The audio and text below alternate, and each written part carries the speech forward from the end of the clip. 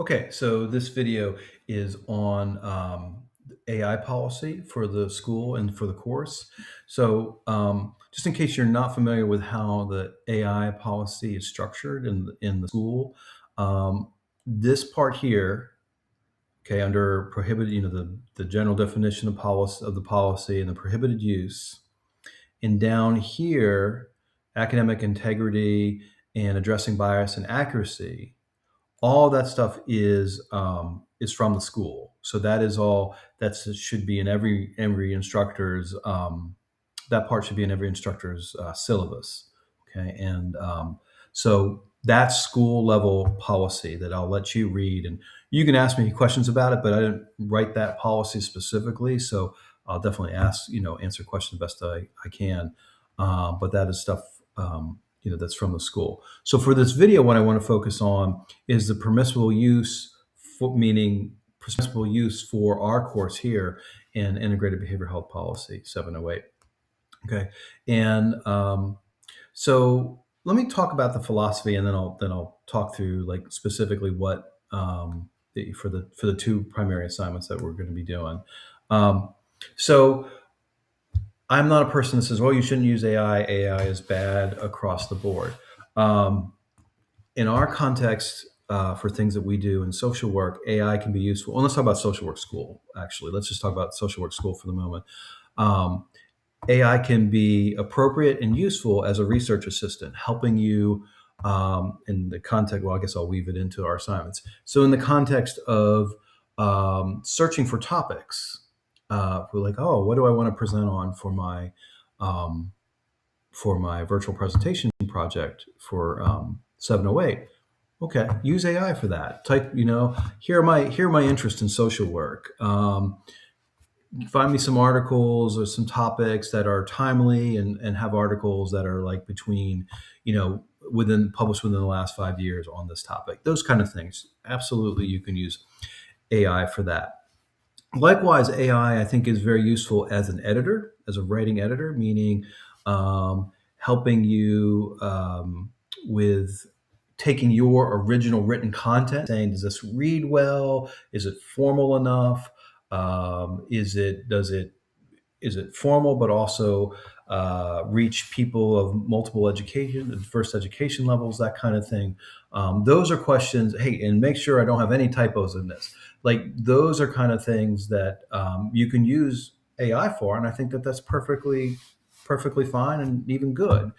What you don't want to do, and this gets back to the statement at the bottom here, this bolded italic statement, is, in my opinion anyway, you don't want AI to think for you.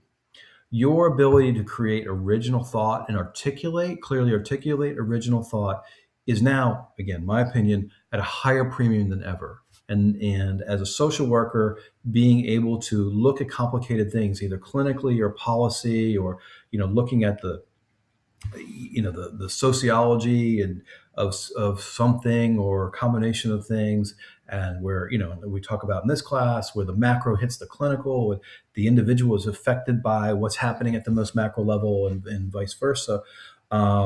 Those are things. Your analysis of that and your own thoughts about that are critically important. Even at this point in your career, they're critically important. So, and being able to articulate them well through written word, through oral, through presentation, is big thing of what big part of what we're trying to do here through these exercises of the written proposal and then your virtual presentation. Okay, so the summary is that you can use AI to as an assistant, but you don't want AI speaking for you, thinking for you, and creating content while you don't. Okay, so that's the philosophical, again, to just lay it out in the context of the two proposals. Absolutely, you're welcome to use AI platforms to help research ideas for your paper. Now, here's a distinction about documents. Okay, if you have a 100-page policy document, and I think I gave you an example there, yeah, you can use AI to summarize it. Make sure that you document that you did. Make sure you include it if you're writing up your proposal or you're citing it in your reference side in your presentations, put a notation in there that you used AI to summarize that lengthy policy document. Okay, and I think that's okay because you just can't read a 100-page policy document and get something I think helpful for yourself in the context of this assignment.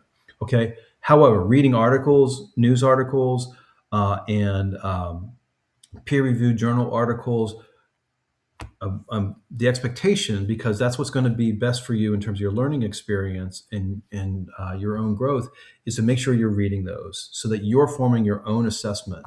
What are the primary points of that article, and not having a machine tell you what those primary points are. Okay. Um, for the presentation assignment, I've been using, and you'll see some of it in the course shell. I've been using AI platform Perplexity specifically to create some uh, graphics and illustrations to sort of liven up and put more color into the content. And that's been, seems like it's worked pretty well. So you are welcome to use AI to help create illustrations or graphics for your slides. Um, and you can certainly use AI to say, hey, do my bullet points read well? Does it summarize this slide well, what I'm trying to say here? That kind of thing you can do. Okay. What you don't want to do is have, have an AI platform create a presentation for you. That completely defeats the purpose of what we're trying to do here in terms of thinking critically and creating original content, creating original contribution to the field of social work. I mean, I know it's only this course, but that's what we're practicing to do. Okay, so I hope that is all helpful to you regarding the complexities of navigating AI and doing good social work.